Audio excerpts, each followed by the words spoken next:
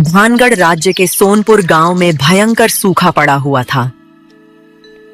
गांव की धरती फट चुकी थी और कुएं सूख चुके थे। रामू नाम का एक किसान अपनी बंजर जमीन को चुपचाप देख रहा था। तभी गांव का व्यक्ति बलिया वहां पहुंचा। ओ भैया रामू, कब तक सूखे खेत को देखते रहोगे? मुझे नहीं लगता कि अब हमारा गांव कभी हरा भरा हो पाएगा। यह सुनकर रामू ने निराश होकर आकाश की ओर देखा और गहरी सांस लेते हुए कहा, न जाने गांव वालों से या मुझसे ऐसी कौन सी गलती हो गई है जिसकी वजह से यह सूखा पड़ा हुआ है। अरे अब क्या कहूं रामू, गांव वाले तो अब गांव छोड़ना चाहते हैं, लेकिन किसी के पास इतना धन भी नहीं बचा कि वह अपना घर छोड़कर दूसरे गांव में जाकर बस सके, जीवन यापन कर सके। अब तो लगता है कि जंगल में जाकर घास फूस पेड़ पत्ते यही खाकर गुजारा करना पड़ेगा। यह सुनकर रामू की आंखों में आंसू आ गए। से अपने गांव की गरीबी नहीं देखी जाती। जब भी कोई बच्चा पानी के लिए तड़पता है, मेरा दिल टूट जाता है, अंदर से हिल जाता हूं मैं समझ सकता हूं रामू, लेकिन पानी से ज्यादा इस समय हमारे गांव को अनाज की जरूरत है। पानी तो हम किसी जंगल में जाकर पी सकते हैं, लेकिन आखिर कब तक केवल पानी पीकर जीवित रह सकते हैं? सबसे महत्वपूर्ण अनाज है। यह सुनकर रामू निराश होकर अपने घर लौट आया। घर पर आते ही उसकी पत्नी नीलम उससे बोली, आखिर कब तक हमें सूखे गांव में रहना पड़ेगा? मुझे लगता है हमें यह गांव छोड़ देना चाहिए। अरे नीलम, तो तुम्हें क्या लगता है कि मैं छोड़ना नहीं चाहता? परंतु क्या करूं, इस गांव में मेरा बचपन बीता है। इसी गांव की गलियों में मैंने अपने दोस्तों के साथ शामें बिताई हैं। इसी गांव में मैं बड़ा हुआ। अपने ही गांव के लोगों को छोड़कर कैसे भाग सकता हूं मैं? सोचो, बोल तो ऐसे रहे हो जैसे इस गांव के राजा महाराजा हो। अरे तुम क्यों नहीं समझते कि इस गांव की धरती ने अनाज उगाना बंद कर दिया है और दूसरे राज्य ने अब हमें भीख में अनाज देना भी बंद कर दिया है। कितनी बार कहा है तुमसे कि जाकर राजा सूरज सिंह से मदद मांगो, लेकिन मेरी बात तो कोई गांव वाला सुनता ही नहीं। हाँ, चिंता मत करो, मैं सुखदेव चाचा से इस बारे में बात करूंगा।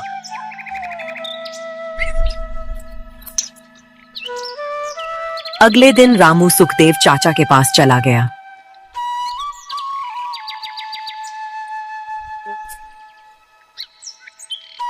बात यह है कि आप तो देख ही रहे हैं, गांव में भूखमरी बढ़ती चली जा रही है। तो चाचा, क्यों ना हम राजा सूरज सिंह से मदद मांगने जाएं? अच्छा, और तुम्हें क्या लगता है कि राजा सूरज सिंह से गांव वालों ने मदद मांगने का प्रयास नहीं किया होगा? मैं वहां पर स्वयं गया था, लेकिन राजा ने साफ साफ मना कर दिया। उन्होंने कहा कि वह पहले ही बहुत मदद कर चुके हैं, हम और नहीं कर सकते। बल्कि उनके मंत्री ने तो यह तक कह दिया कि हमारा गांव श्रापित है। श्रापित इसीलिए तो 5 साल से बारिश नहीं हुई। बिना मुखिया के गांव ऐसा ही होता है चाचा। कुछ भी कहो, मुखिया जैसा भी था, लेकिन वह समय पर अच्छी सलाह तो दिया करता था। ना जाने वह कहां लापता हो गया और वह अपने साथ साथ इस गांव की खुशहाली भी ले गया। सही कह रहे हो रामू, मुखिया का परिवार भी बहुत परेशान रहा, लेकिन मुखिया का कुछ पता नहीं चला। जंगल का कहकर गया था और आज तक लौटा ही नहीं। उसके जाने के बाद गांव में कभी खुशहाली नहीं आई। वैसे भी गांव वाले उससे नफरत करते थे। हाँ, वो तो इसलिए क्योंकि मुखिया थोड़ा लालची किस्म का आदमी था। पर लेकिन गांव वाले इतनी भी ज्यादा नफरत नहीं करते थे कि वो गांव छोड़कर ही चला जाए। इतना कहकर रामू वहां से चला गया। तभी एक 10 वर्ष का बच्चा उसके पास आ पहुंचा। चाचा चाचा, मुझे भूख लगी है, मेरे घर में 2 दिन से कुछ भी नहीं बना। इतना कहकर वो बच्चा बेहोश हो गया। रामू की आंखों में आंसू आ गए। वो गांव की ओर नहीं गया, बल्कि जंगल की राह पकड़ ली।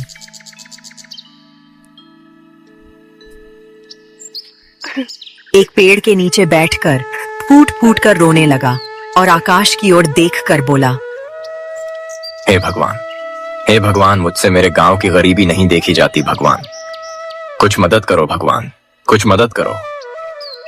तभी पेड़ के ऊपर से एक आवाज आई।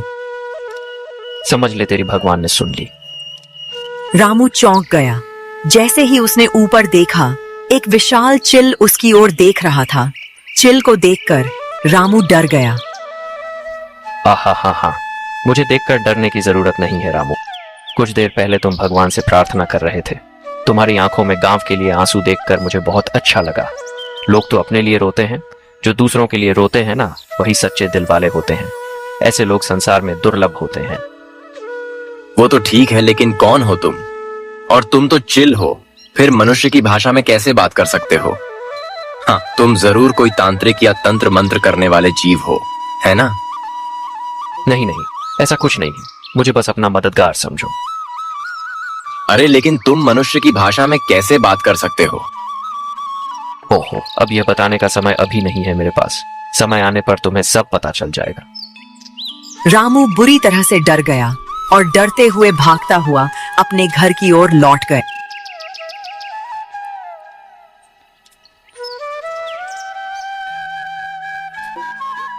उसके चेहरे पर डर साफ झलक रहा था। क्या हुआ रामू? ऐसे क्यों घबराए हुए हो? अरे नीलम, क्या बताऊं। जंगल में एक पेड़ के नीचे बैठा हुआ मैं भगवान से पूछ रहा था कि यह मुसीबत क्यों है, क्यों मेरे गांव के लोग इतनी तकलीफ में हैं। तभी पता है क्या हुआ। तभी पेड़ पर बैठा एक चिल मुझसे इंसानी आवाज में बात करने लगा। हे भगवान, क्या सच कह रहे हो? हाँ नीलम, मैं सच कह रहा हूँ। कहीं तुम्हारा वहम तो नहीं था? अरे नहीं नहीं नहीं नहीं, मेरा कोई वहम नहीं है। मैंने उससे बात की है। पहले ही हम भूख, गरीबी और भूखमरी से परेशान हैं। ऊपर से गांव में पहले ही तरह तरह की अफवाहें उड़ रही हैं कि यह गांव शापित है, और अब जंगल के पक्षी भी इंसानी आवाज में बात करने लगे हैं। मैं तो कहती हूँ इस गांव को छोड़ देते हैं। क्या भरोसा, कल को कोई चीता भी इंसानी आवाज में बात करने लगे और हमें खा जाए। रामू नीलम की बात सुनकर गहरी सोच में डूब गया। कुछ पल बाद वो धीमे स्वर में बोला, चिल इंसानी भाषा में भला कैसे बोल सकता है? जरूर यह कोई बहुत बड़ा रहस्य है। अगले दिन रामू अपनी पत्नी नीलम के साथ अपने सूखे खेत की ओर चला गया।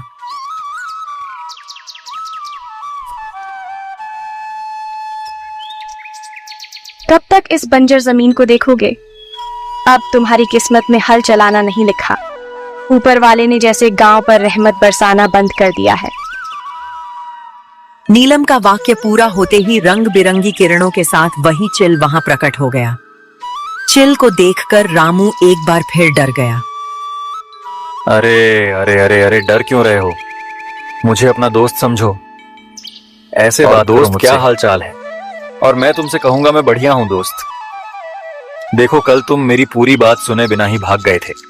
मैं तुम्हारी मदद करना चाहता हूं। मैं जानता हूं कि तुम्हारे गांव में बारिश क्यों नहीं हो रही है। तुम्हारा गांव वाकई में एक श्राप की चपेट में है। क्या ये क्या कह रहे हो तुम? मैं बिल्कुल सच कह रहा हूं, लेकिन तुम मेरी बात ही नहीं सुन रहे। चिल की बात बीच में ही रह गई। तभी नीलम चौंक कर बोल उठी, तुम किससे बात कर रहे हो रामू? दरअसल चिल केवल रामू को दिखाई दे रहा था। नीलम को वो कहीं नजर नहीं आ रहा था। तुमने नहीं देखा? अरे तुमने देखा नहीं किस तरह से रंग बिरंगी किरणों से चिल प्रकट हुआ और मुझसे बात कर रहा है? क्या बात कर रही हो? क्या तुम्हें चिल नहीं दिखाई दे रहा? भगवान की कसम, लगता है गांव की गरीबी और भूखमरी ने तुम्हारे दिमाग को खराब कर दिया है। कहाँ है चिल? मुझे तो कुछ दिखाई नहीं दे रहा। मुझे केवल तुम देख सकते हो रामू, क्योंकि मुझसे कहा गया था कि जिसका मन सोने की तरह शुद्ध होगा वही मुझे देख और सुन सकेगा। इस गांव में ऐसा कोई भी नहीं है। मैं बरसों से उस पेड़ पर बैठा तुम्हारे जैसे किसी सच्चे इंसान की तलाश में था। न जाने कितने लोग वहां से गुजरे, न जाने कितनों से मैंने बातें की, पर कोई भी मुझे देख और सुन नहीं पाया। पर अब जब पहली बार तुमने मुझे देखा है तो मैं खुशी से झूम उठा, यह सोचकर कि चलो कोई तो है, अरे कोई तो है जो मेरी बात सुन सकता है।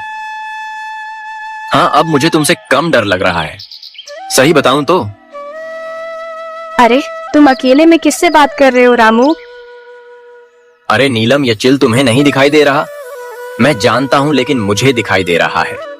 इस चिल का कहना है कि वो केवल मुझे दिखाई देगा। यह सुनकर नीलम बुरी तरह से डर गई और बोली, हे भगवान, अब इस गांव में और क्या क्या देखना पड़ेगा। इतना कहकर नीलम बेहोश हो गई। रामू नीलम को उठाने ही वाला था कि तभी चिल बोला, डर की वजह से बेहोश हो गई है। चिंता मत करो, कुछ देर में होश आ जाएगा। अच्छा, अब मेरी बात गौर से सुनो। इससे पहले कि श्राप पूरे गांव को निगल जाए, तुम्हें इस गांव को श्राप से मुक्त करवाना होगा, और मुझे भी। क्या मतलब? यूं समझ लो कि इस गांव से ही मेरा श्राप जुड़ा हुआ है। बस इससे अधिक मैं कुछ नहीं बता सकता। परंतु श्राप कैसे दूर होगा? मैं ये बता सकता हूं। सुनो, तुम्हारे गांव में मुखिया के बाद गांव के लोग सबसे अधिक किसकी बात मानते हैं? बताओ। रामू गहरी सोच में डूब गया और बोला, हमारे गांव में वैसे तो मुखिया वर्षों पहले लापता हो गया था। उसके बाद देखा जाए तो अगर गांव में सबसे ज्यादा किसी की बात मानी जाती है तो वह तो सुखदेव चाचा हैं। वैसे सुखदेव चाचा भी मुखिया के बराबर ही माने जाते हैं, लेकिन हाँ, मुखिया से वह बहुत अलग है, क्योंकि मुखिया लालची था। ही और जो दिखता है वह होता नहीं। सुखदेव पर नजर रखो, तुम्हें बहुत कुछ पता लगेगा। सुखदेव की सच्चाई जानना बहुत जरूरी है। क्या मतलब? जो कहा है वो करो। तुम्हारी विचारधारा सुखदेव को लेकर बदल जाएगी, बस नजर रखो। इतना कहकर चिल रंग बिरंगी किरणों में बदलकर गायब हो गया और नीलम होश में आ गई।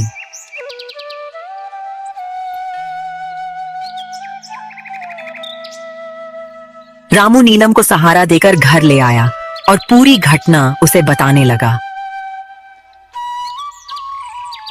न कुछ देर बाद नीलम सामान्य हो गई और बोली, मुझे तो चील की बातों में कोई सच्चाई छुपी लगती है। अगर वो कह रहा है कि सुखदेव चाचा पर नजर रखो तो जरूर कुछ होगा। हमें नजर रखनी चाहिए।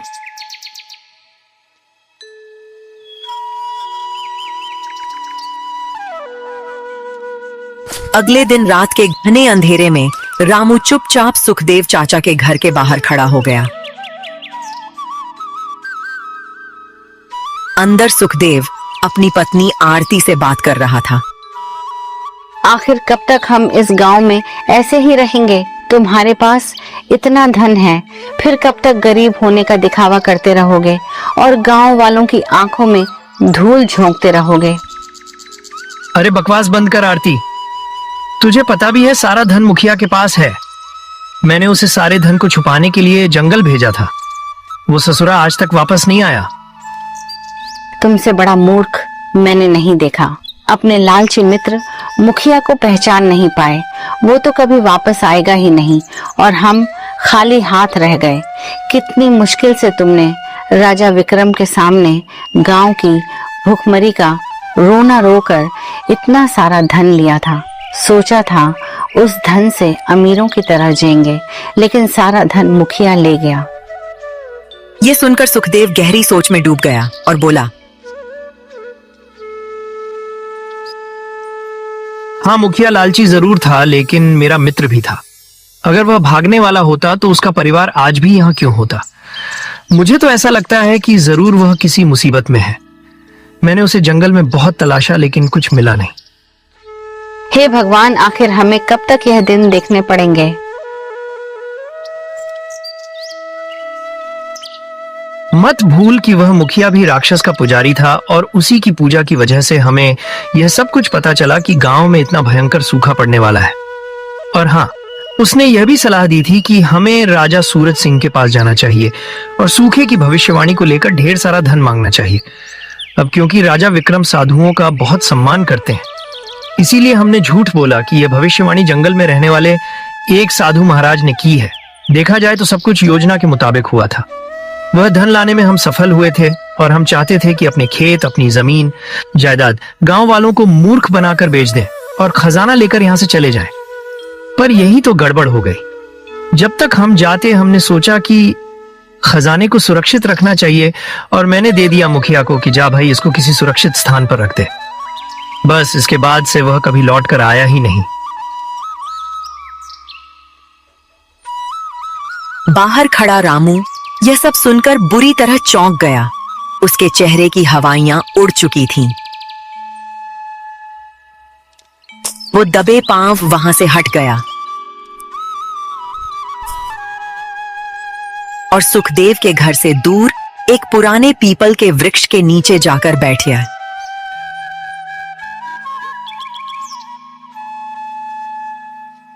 तभी वहां पर अचानक रंग बिरंगी किरणों में वही चील प्रकट हुआ। उसकी आंखें चमक रही थीं और उसकी आवाज में एक अजीब रहस्य समाया हुआ था। हाँ, तो तुम्हारा चेहरा बता रहा है कि तुमने सुखदेव और उसकी पत्नी की बातें सुन ली हैं। हाँ हाँ सुनी है, और मुझे यकीन नहीं हो रहा कि सुखदेव चाचा और मुखिया इतने घटिया किस्म के इंसान हो सकते हैं। वो भगवान के नहीं बल्कि राक्षस के पुजारी थे। अब तो मुझे लगने लगा है कि गांव में जो सूखे की भविष्यवाणी थी वह असली नहीं थी। असली वजह तो उनकी राक्षस की पूजा रही होगी। और यह भी लग रहा है कि कल सुखदेव चाचा ने जो राजा सूरज से मदद की बात की थी वह भी झूठ था। तुम सही कह रहे हो, क्योंकि सुखदेव अब दोबारा कभी भी राजा सूरज के पास नहीं जाएगा, और जाएगा भी तो कौन सा मुंह लेकर जाएगा। राजा सूरज तो पूछेगा कि उसने जो खजाना दिया था वो कहाँ गया। खैर, वो सब छोड़ो। वैसे मैं जानता हूं कि वो खजाना कहाँ छिपाया गया है। क्या तुम्हें कैसे पता? हाँ, तुम सवाल बहुत करते हो। ये क्या, वो क्या, ऐसे कैसे? चुपचाप अब मेरे साथ चलो। आ जाओ आ जाओ। मैं चाहता हूं कि यह श्राप जल्द से जल्द खत्म हो। आओ, जल्दी से चलो। इतना कहकर चील फड़फड़ाते हुए उड़ने लगा और रामू उसके पीछे पीछे चलने लगा। उनके आगे एक गहरा डरावना जंगल था, जहां से पेड़ों की परछाइयां भी कांप रही थीं। चारों ओर काले सूखे उलझे हुए पेड़ किसी जले हुए श्मशान की तरह खड़े थे। चंद्रमा की रोशनी टूटे हुए बादलों के बीच से छन कर आ रही थी।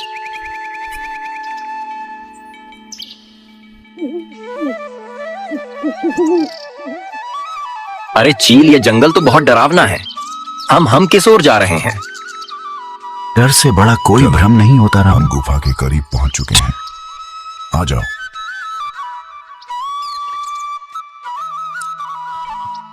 रामू और चील जैसे जैसे जंगल के भीतर बढ़ते गए, हवा और ठंडी होती गई। वहां के वृक्षों से काई लटक रही थी।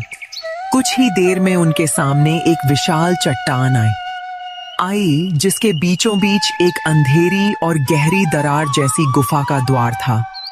उस द्वार से भीतर झांकने पर कुछ भी नहीं दिखता था, बस एक ठंडी और भारी हवा बाहर की ओर बह रही थी। ऐसा प्रतीत होता था मानो गुफा स्वयं सांस ले रही हो। इसी गुफा में छिपा है वो खजाना।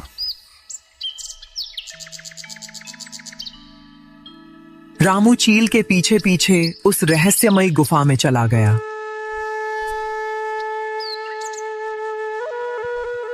भीतर पहुंचकर उसकी आंखें चौंधियां गईं। वहां अथाह सोना, चांदी और रत्नों का ढेर पड़ा हुआ था।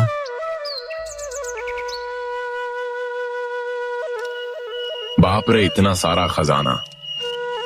हाँ, राजा विक्रम ने अपना आधा खजाना साधु के नाम पर दे दिया था। यह तो उसका कुछ अंश है। अब तुम्हारे सामने दो रास्ते हैं। या तो इस खजाने को लेकर अपने गांव लौट जाओ और सबकी मदद करो, या फिर अपनी पत्नी को साथ लेकर इस खजाने के साथ कहीं दूर जाकर जीवन भर अमीरी में रहो। अरे बकवास मत करो। तुम जानते हो कि मेरे लिए यह खजाना कुछ भी नहीं है। मैं तो बस इतना चाहता हूं कि मेरे गांव के लोग भूख से ना मरे। मुझे आज भी याद है, वह बच्चा मेरे पास आया, भूख भूख कहते हुए बेहोश हो गया। नहीं नहीं, मेरे लिए इस खजाने की अहमियत बस इतनी ही है कि मैं सबकी मदद करूं बस। तभी रंग बिरंगी चमक फैल गई और एक साधु प्रकट हो गया जिसे पहले रामू ने कभी नहीं देखा था। रामू, सवालों के जवाब मैं बाद में दूंगा। पहले यह बताओ, क्या तू इस खजाने को चाहता है या चाहता है कि तेरा चमेलीपुर फिर से हरा भरा हो जाए और आकाश से पानी की बूंदें बरसने लगे? बता। प्रणाम साधु महाराज, अगर मेरा गांव फिर से हरा भरा हो जाए, सूखा समाप्त हो जाए, तो मैं इस खजाने को देखना भी नहीं चाहता। नहीं चाहिए मुझे खजाना। इतना कहते ही वही चील रंग बिरंगी चमक के साथ बदल गया। अब वहां मुखिया खड़ा था। यह देखकर रामू स्तब्ध रह गया।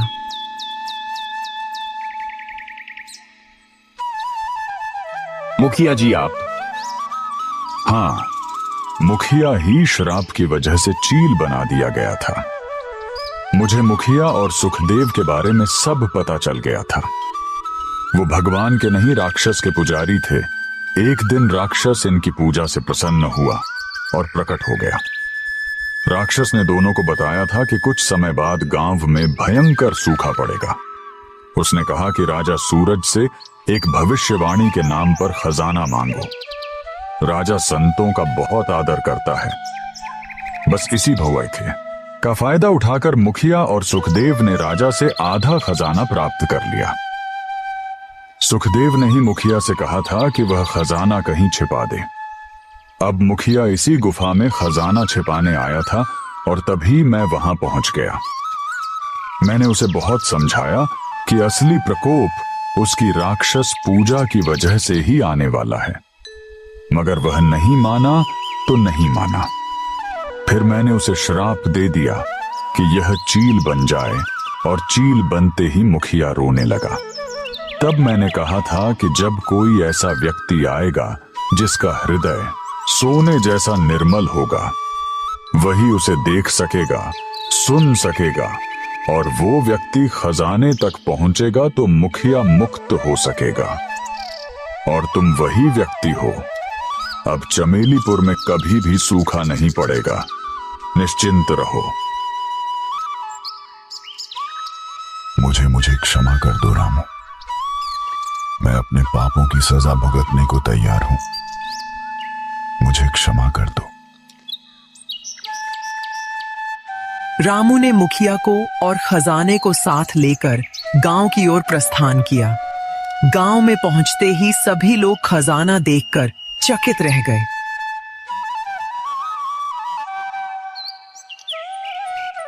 सुखदेव डर के मारे कांपने लगा। हाँ, डर क्यों गए सुखदेव चाचा? तुम्हारी असलियत अब सबके सामने आ चुकी है। तभी वहां राजा सूरज अपने सैनिकों के साथ पहुंचा। गांव में भीड़ देखकर वो चौंक गया।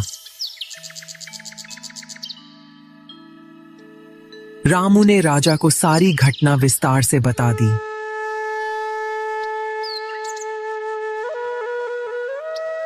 हाँ, यह बात है। क्या है कि कुछ समय से हमें खबर मिल रही थी कि इस गांव में भयंकर सूखा पड़ा है। हम स्वयं देखने आए, मगर यह जानकर हमें अत्यंत खेद है कि इस गांव के 2 लोग इतने पापी निकले। राजा सूरज ने सैनिकों से कहा कि सुखदेव और मुखिया को बंदी बना लिया जाए। अब यह खजाना मैं तुम्हें सौंपता हूं रामू। मुझे तुम पर पूर्ण विश्वास है कि तुम इसका उपयोग गांव वालों की भलाई के लिए ही करोगे।